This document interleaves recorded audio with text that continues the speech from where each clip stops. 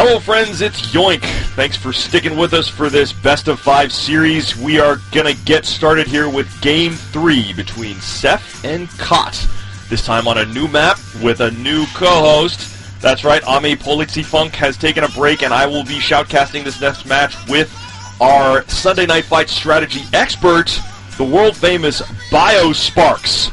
So without further ado, let's get this game started. Mr. Budwise, take it away.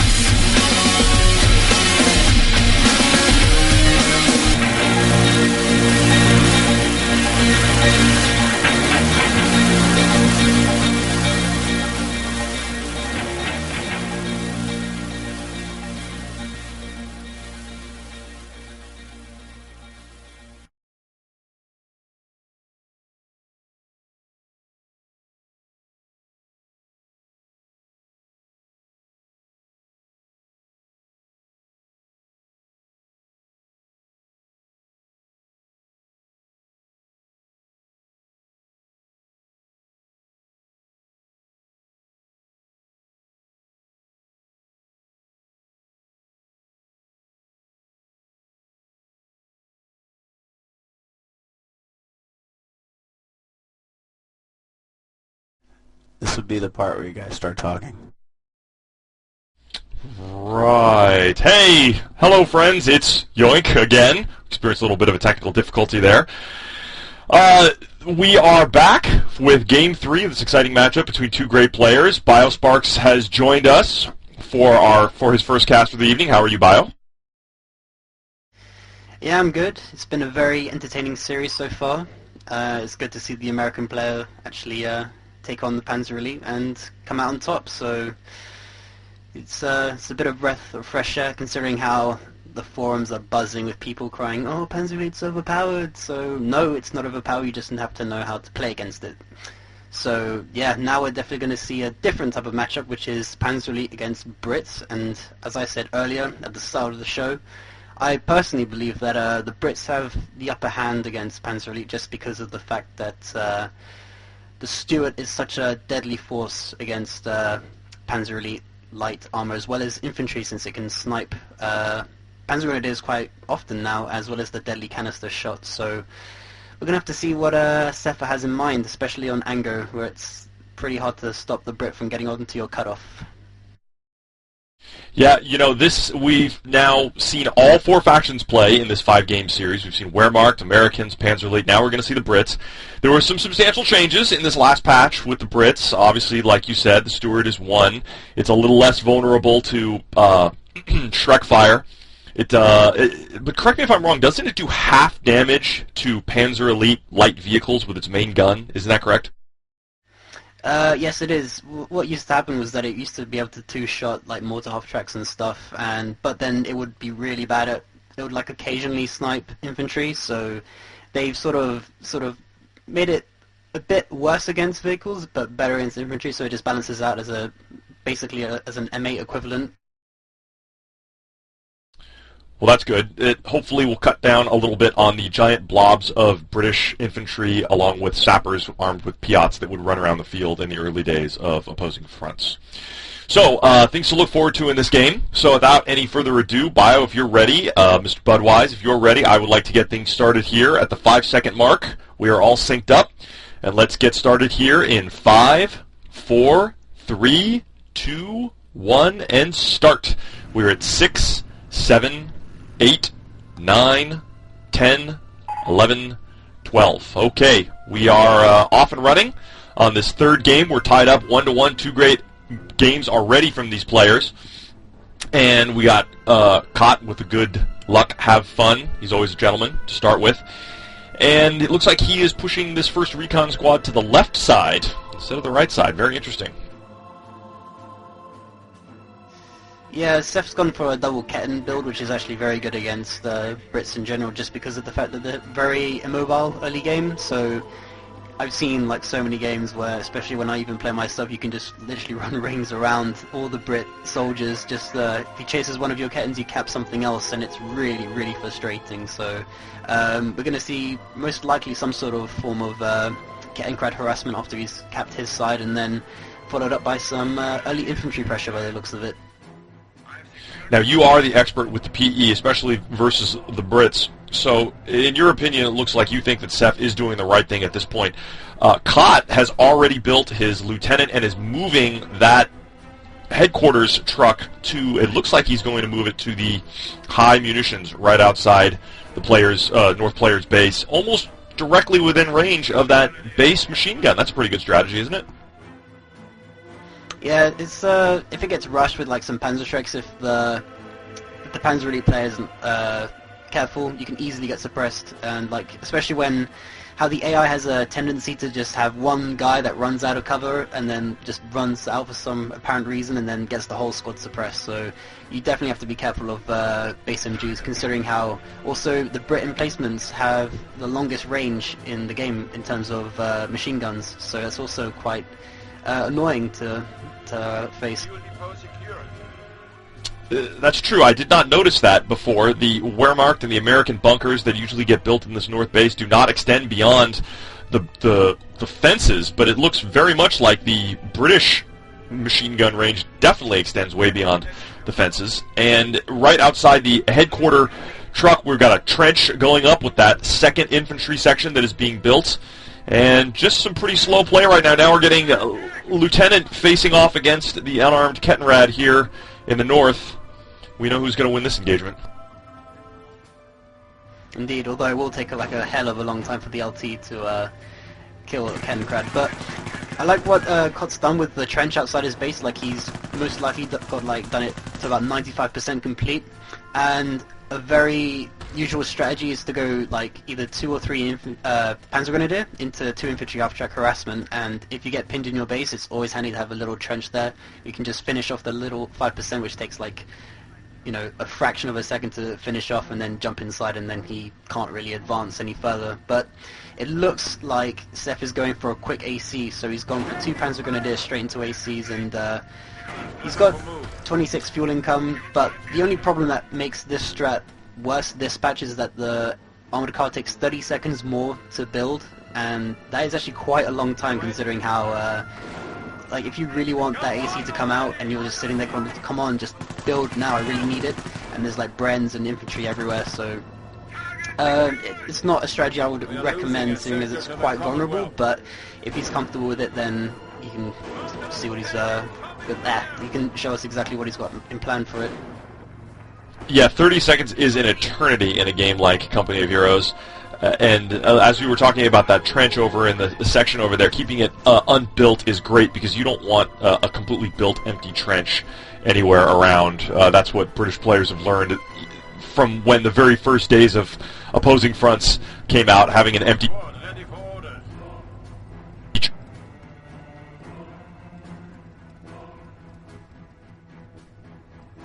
trench and having your opponent jump in. The Brits have almost no way to clear it unless you have commandos. So again, we're seeing some play here. It looks like you were right. These Kettens have just been kind of running around and capping and doing things like that. Now we've got a trench going up outside. Panzer Grenadier high fuel. That's interesting. And now the 2nd Brit truck has been called in as it slowly enters the field at 5 miles an hour, rolling down the main street. I sense that perhaps Cott wants to put this on fuel, because he only has 31 fuel right now, and if this AC is coming out, like you said, he's going to need some kind of either sappers or like that Stuart we were talking about before the game started. Stuart could be very useful in this game. And I hear that gun from that AC. Here it comes. Looks like that headquarters truck had to switch gears and is now moving somewhere else. Not exactly sure where he's going to put it now, but this AC is right in the face of all of these British forces. Looks like exactly like you said was going to happen. He completed that trench to allow him to protect his base. Now we've got Panzer Grenadiers slowly moving in, and flame grenades right into that trench. This is a big problem for Kott. His infantry section there, already weak as it is now burning to death, and now down to one guy. We may look at... Where is this retreat going to? This retreat is, oh, very interesting. He lifted up his headquarters truck and retreated his infantry back to the entry point of the map. That was extremely well played. He was able to get that squad out of there. What do you think? Yeah, it was very nice play. It was sort of like Seph knew exactly what sort of would be happening with building the trench, because mostly every British player that's decent does it, so he sort of had the counter to the counter, which is some sort of crazy metagame prediction, so it was quite entertaining to see. But the only downside to that is that incendiary grenades put you 20 fuel behind, so he's pumping out another armoured car and most likely going to try and go for martyrs. But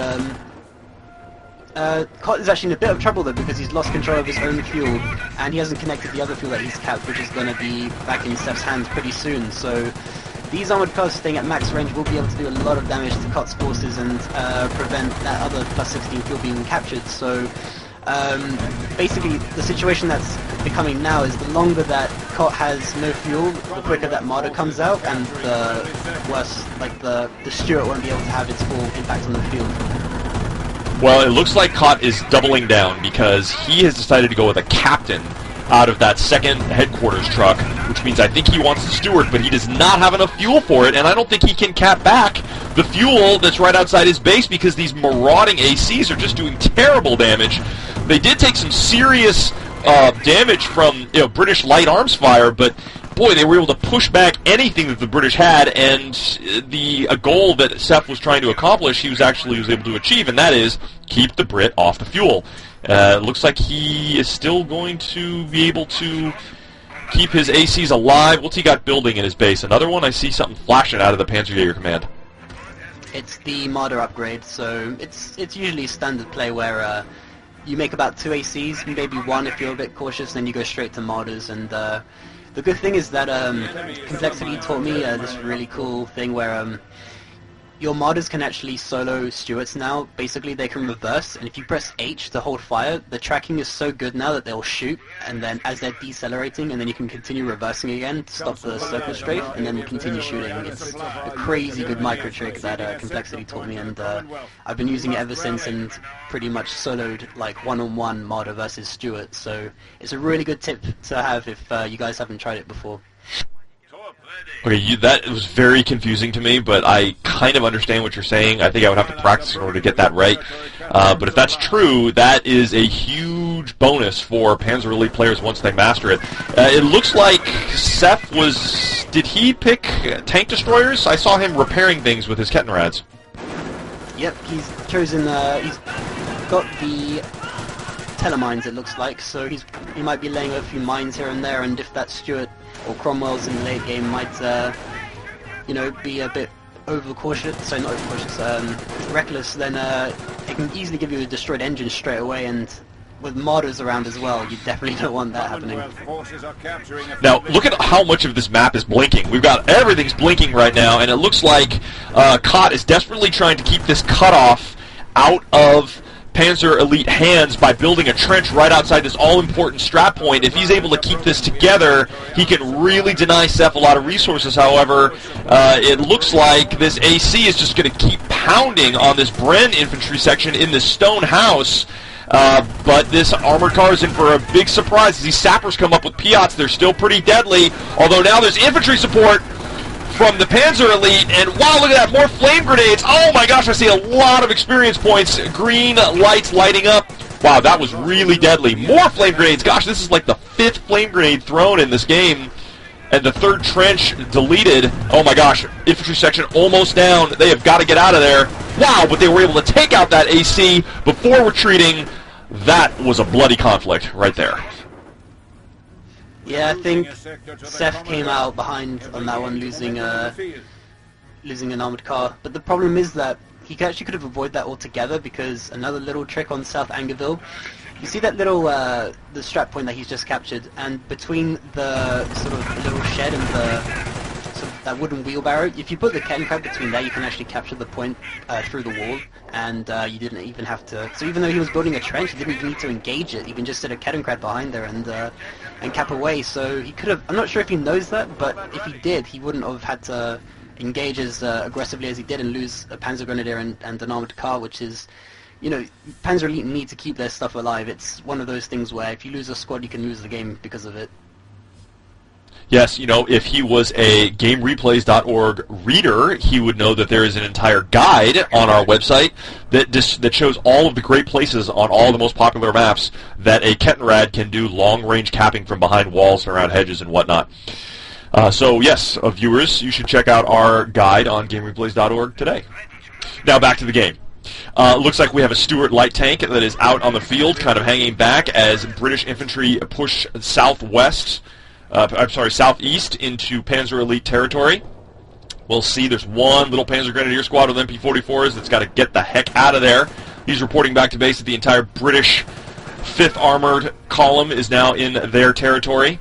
And it looks like we're going to have combat coming in right now. That Stuart is about to show its power against these ACs. One of them is buttoned. The Stuart coming up from behind. Down goes the AC. The Stuart didn't even have to fire a shot. It was all done with small arms fire. That second AC now is trying to retreat around the back. I think Sepha realizes he is outgunned in this particular situation. He's going to take a few pot shots at that captain as it rolls by. And now it looks like the British might be in some really good control of the right side of the field, though, as Seph desperately tries to cap back the left with his two Kettenrads. Yeah, I think Seph made another mistake here where he made another armored car when he should have made the Marder, and that Marder would have been out already if, I mean, the Marder just popped out now, but he would have had one armored car and one Marder out by now against the Stuart, which would have been a lot better considering how that other AC just got gibbed by the Sapper squad while it was buttoned. So it just goes to show that when you're playing Panzer Elite, you need to sort of judge, okay, my opponent has had this, I reckon about this much fuel, and I'm this much ahead, so I'll make this unit first, instead of going for two ACs, we make one AC, one Marder, so... But the Marder is still out, and a Hetzer as well, so now he's a very good anti-tank capabilities, and just don't really have much to counter a Hetzer. Like Cromwell's do okay if they circle straight, Stuarts can't really take them out, and Fireflies obviously do, but at this point in the game, like, one Stuart is not going to do a lot, so he needs really multiple Piat squads to deal with that. Well, down goes that Stuart. You know, the AC was able to take out that one Piat squad, and they dropped their Piat up by the base. I don't know if Kott saw it or not, because now he's got sappers trying to engage this Hetzer here on the left with just a Piat. That's probably not going to do a whole lot. Wow, well, maybe I'm wrong. They were able to take it down to 75% health.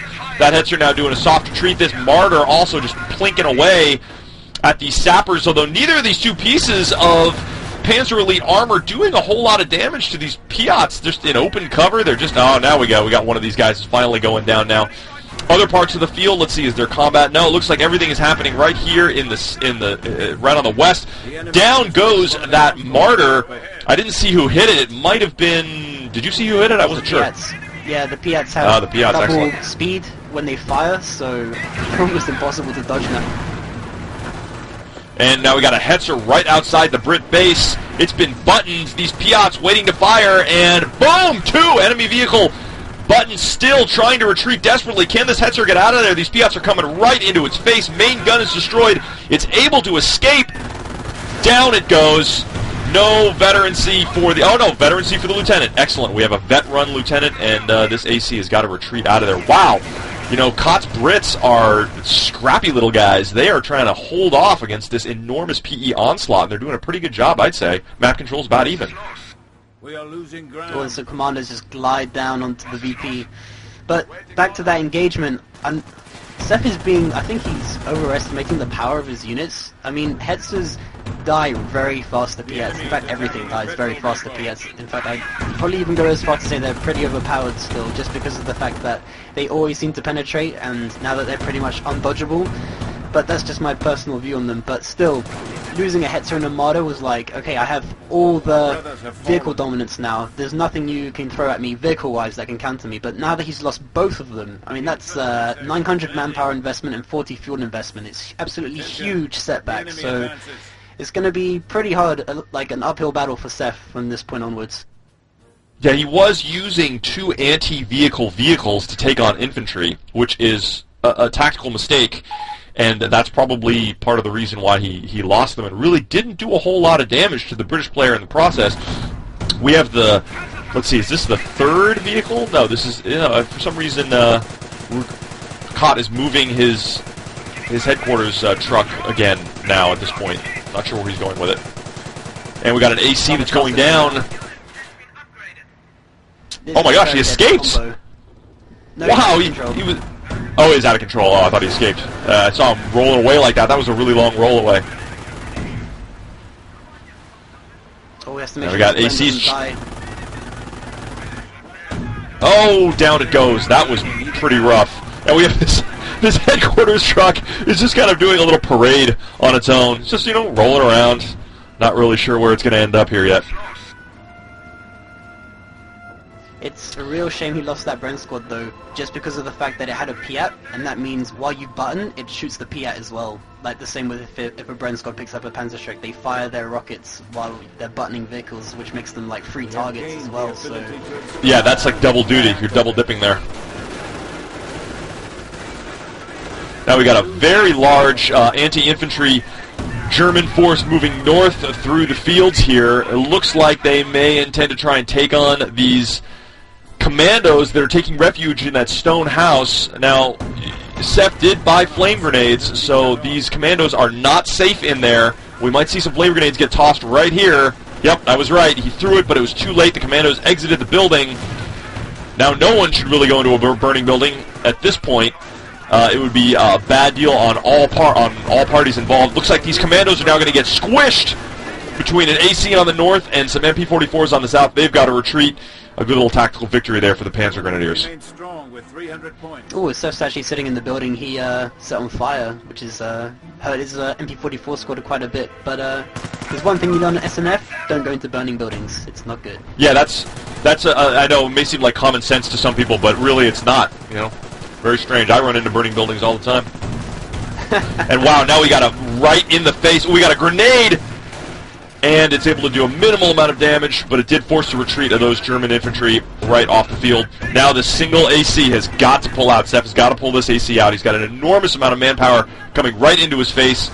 2 pips of veterancy on your AC will not save you from 1,500 manpower British infantry coming your way. Yeah, I mean, the good thing is it has double defensive veterancy, so its received accuracy against Piats is a lot lower than usual. So, although it does less damage, I think I'd rather have my stuff alive than do a little bit less damage than end up as wrecks, which need a Burger Tiger to actually resurrect. Now, Seph has spotted, just as I have, the armored command truck that is in the British base.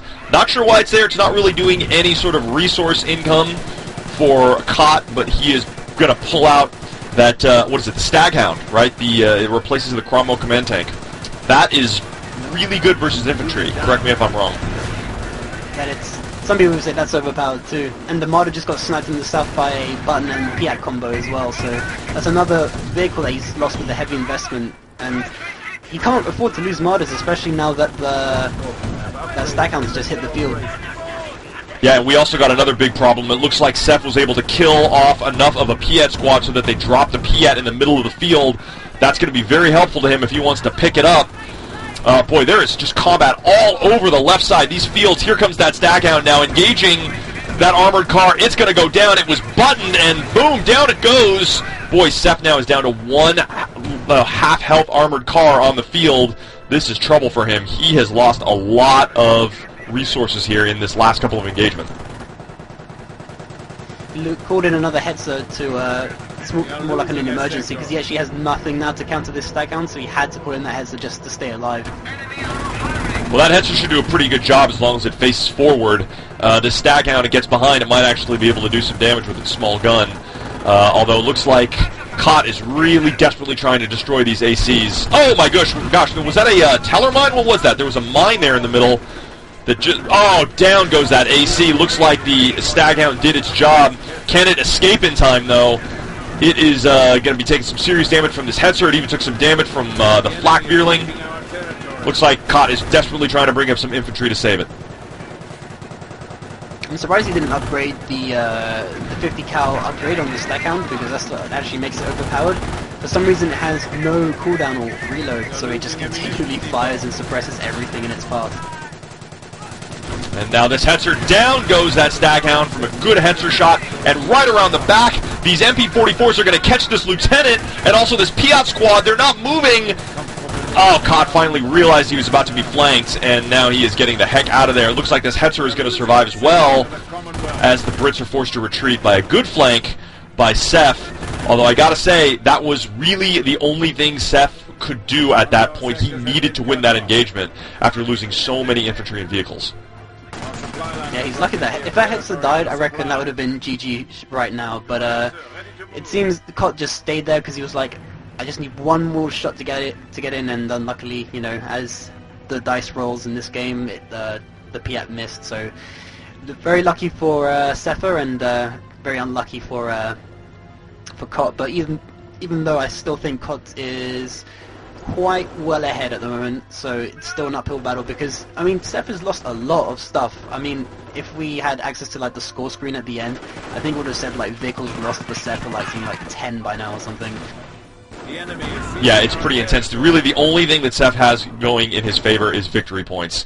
And it looks like Kott now is finally getting a handle on that, too, as he's able to cap over on the right-hand side that northern victory point. And it also looks like Kott is pulling out his first Sherman, which is really going to help Shermans eat up Hetzers for breakfast.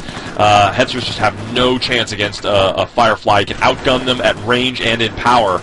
And so now we're going to see a big problem for Sepha coming up here, as this Sherman Firefly is about 1/4 of the way built. We have territory out of supply. Yeah, the only thing that you can really do to a Firefly is, due to its mechanics, at long range, it reloads a lot faster, especially if it has a Cromwell command tank, but obviously Kott doesn't have access to that because he chose the Staghound instead. But even if it's by itself, if you manage to rush, like, for example, Hetzers or Panthers at point-blank range to a Sherman Firefly, its reload rate is doubled, so it takes like 6 seconds to reload and shoot instead of 3 at max range. So the closer you are to a Firefly, the better off you are.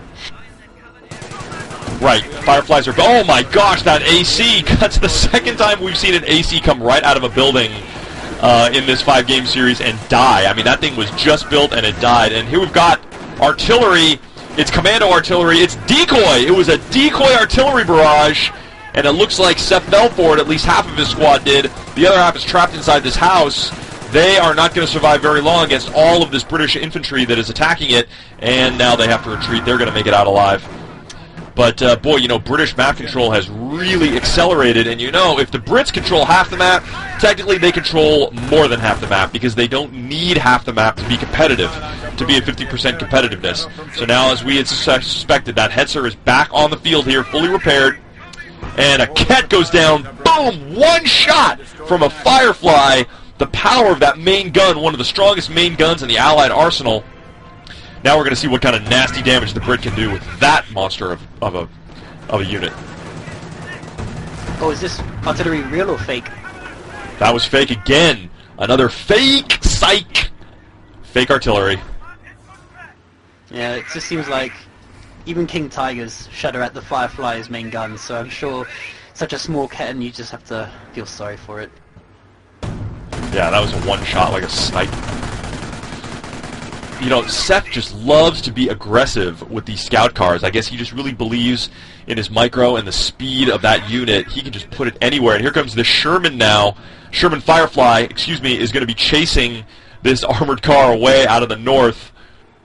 That's such a big tank, man. That thing has just got a huge gun on it. Armored, though, not very well armored. Doesn't have the most hit points of a tank, though. Yeah, it's actually weaker than a regular Sherman. Like, it just... about 3 or 4 Panzerschreck hits and then it's down, so... But even then, you know, the a properly well microed Firefly with infantry support behind it, you know, it's a very beastly thing indeed to actually even stand up to. So, especially when you only have Hetzers, and they're sort of on the back foot already compared to because of so many Piats on the field as well that can get buttoned, and it's just a very, very uphill battle for the Panzer Elite when the British army has like all their sort of units that they can use in conjunction together to overcome the Panzer Elite sort of light vehicle army. Yeah, and you know, the only thing that I like better than the Firefly, than one Firefly, is two Fireflies, which we now have moving south to support this British infantry in this big engagement here on the right side of Angeville. Boy, you know, this armored car is in for a big surprise. It's buttons, and we've got two Fireflies now focus firing on it. This thing is going to go down, and boy, I don't know, these Hetzers are in for a big bit of combat with these very, very powerful British tanks now. This one brave squad of MP-44s is trying to face off the British Army. They've got to retreat, and now these Hetzers with no infantry support are facing two very heavy pieces of British armor moving south towards that fuel point. Looks like a situation where it's just a last stand for Sepha. I mean, he can use the hedges as sort of shields. Like the Fireflies have to come within close range to deal with them, but obviously Piats can shoot over hedges, which is another problem. Or no, we see a grenade going into a house, which could destroy. There's only one guy left in that squad, and if he has to get out of the house soon, he's going to end up getting killed. Wow, saved by the Hetzer. Saved by that Hetzer. Boy, that was very, very risky for Seph to do that. I'm not sure why he decided to stay in that house for so long. I don't think there was a lot to be gained there. I also noticed some sneakiness on Kott's part. He has put commando demolitions on that northern victory point, which correct me if I'm wrong, are you able to destroy those now in the latest patch? I guess you always were, right? Yes, you can. The Americans one, you used to not be able to. That's it. That's an American engineered demo charges you couldn't spot or destroy, right? Usually you could spot them, but normally it would be too late. But now you can spot and destroy them with. And it was also really weird because you needed a detection unit instead of a minesweeper unit, which got changed. So pre-patch you needed a bike or a Kenkai to detect demo charges. Now it's a minesweeper, so it makes more sense. Okay, so nothing being built by Kott right now. He's pretty satisfied with his units. He's saving up some manpower. We're going to see an engagement here, right here on the left, with these commandos as they engage these MP-44s at long range. Here we go. This is the battle of the submachine guns here.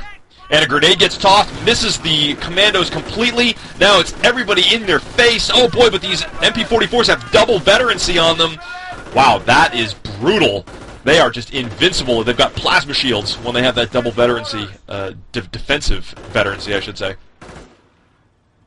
Yeah, defensive veterancy is always the way to go on your MP-44 squads. It's I see some people when they stream on Hixie's site and they use offensive veterancy, and I'm just like, no, you have to have defensive because they do a lot of damage anyway, and having offensive is redundant. So you might as well have survivability veterancies so that they continue to stay alive to do that awesome amount of damage. So it's very good that Seph's using them. Even then, we found out 3 guys stood up to a whole commando squad. So it just goes to show defensive veterancy pays off a lot. Right, an old Company of Heroes pro told me a long time ago, your MP-44 squads are no good if they're dead. And now we have, looks like, a Panzer Grenadier armored support company down over in the right. I just call it, nicknaming it that. We've got 2 Hetzers, a Martyr, and a mortar squad, mortar half-track I should say, just shelling the British emplacements over on the right side. That trench is looks like it's doing okay, but these infantry are taking mortar fire over there. What do we got going over by the Brit base? We have another, we have a Ketton. What is a Ketton doing all the way in the British base? It's about to get smacked by Fireflies. And down it goes. A vehicle has been destroyed in action. Now, I think all the action here is on the right-hand side here. We've got British infantry unsupported by their Fireflies trying to take on this light armor brigade here that the Germans have placed up in front. And these Piats are desperately trying to take out the one thing that they can, and that's the mortar half-track. Look like it's going to escape. Now they've sort of switched targets to the Martyr. Oh my gosh, down goes one entire Piat squad, and the other one's in danger of being killed as well. That was sort of a strange engagement by Kott. I'm not sure why he chose to go that route without any sort of armor support. Yeah, as people underestimate Hetzers, they actually snipe infantry pretty well, and We are losing territory. their what's it called, the machine gun can turn like 360 degrees, so it's really powerful as well. So never underestimate a Hetzer, even though it's mainly an anti-tank vehicle. Okay, I think we might be seeing a very big push here on the right by Sepha. Looks like he's coming up. Oh, he's going to put one Hetzer, two Hetzers directly in line of fire. This might be a heroic push now by the Panzer Grenadiers. The Fireflies are now retreating, trading fire with these Hetzers. It's all going to be an issue of micro, who can put their tanks where. As you had mentioned, the Fireflies start to fire less fast when they're close, but boy, that Hetzer's just taking evil damage, down to quarter health. Guns now damaged. Looks like now we've got, attacks from the rear too. Looks like these Hetzers are caught on all sides. One goes down, the Piat's taking out the other one. And now it looks like one Sherman is retreating. Sherman Firefly, I should say. And down goes the Firefly. Down goes the second Firefly. Wow, a actual victory. Boy, that was the Hetzer too. We have almost all of the light armor on the field is gone, except for, oh hey, look. What's on the field now, Bio? It's a big Jagdpanther. Kampfgruppe, unique Jagdpanthers are now available. Oh boy, crashing right through. Oh hi! I love it when it just crashes right through the hedge to say hello to this infantry squad that's now going to be shooting it right in the butt. It's still got 1,600 hit points. That's a lot to try and take down with just Piats right now. But another Firefly is on the field, and boom, striking it right on the right flank. It's trying to back up and get some kind of semblance of direction here. It's able to escape from button fire, and now it's got to kind of pull itself back off the field. It needs some kind of support. The Jagdpanther is a great unit, but it can't take on everybody by itself. It's not the I will fix all of your problems for you on my own unit that a lot of people like to think it is. Yeah, it's like people are quite arrogant thinking that a King Tiger and a Jagdpanther wins a game. It's not true, and they usually learn that the hard way, but looking at the actual army tab, Sepha doesn't actually have much to support this. He's only got a Panzer Grenadier and a mortar, and looking at Kotz, I mean, he's got like loads of infantry everywhere, and a Firefly to boot as well, so this is really, I don't think Sepha can come back from this. It's like, you're so far behind, you're stuck to your base sector, and the last territory next to your base is being kept by commandos. It's a very unlikely way to come back from this one. Yeah, you know what, I mean, even if he could build units, I mean, does he have the pop cap for it anyway? I mean, I don't even know if he would be able to do this at this point. This saddle Jagdpanther desperately wants to win the war, but this just has no support. Yeah, I mean, having a Jagdpanther when you have no territory is like pretty much all your pop cap. You can make one more Panzer Grenadier, and then I think that is it. You won't have anything else to be able to build. And now we got a brave little squad of Panzer Grenadiers trying to come up and support this German armor, but it's all for naught as we have enormous amounts of British infantry coming in, and that's fake smoke. Let's see if he gets faked out. He doesn't. He's going to call it, call the bluff, and now this Jagdpanther is down to its last quarter bit of health, going face-to-face with a Firefly. Now, that Jagdpanther, this is what it's designed to do. It's designed to go up against pieces of heavy armor, but with so little health, that Firefly is penetrating that sloped front armor of that Jagdpanther. I think one or two more shots and that thing's going down, and that is going to spell the end of this game. Oh boy, main gun destroyed. This Jagdpanther is now just a giant paperweight. Yeah, I think and the down it goes. Just came too little too late. You know, it just didn't have enough to impact the game, but mainly because I think Sepha just lost all his stuff. You know, if he had a lot more stuff, he would have been able to have a decent comeback, but you know, a Jagdpanther against several, like, well, there's one Firefly at that point, and so many Piat squads with a Bren support, you know, it's just too much. So I think Sepha's unit preservation cost him the game.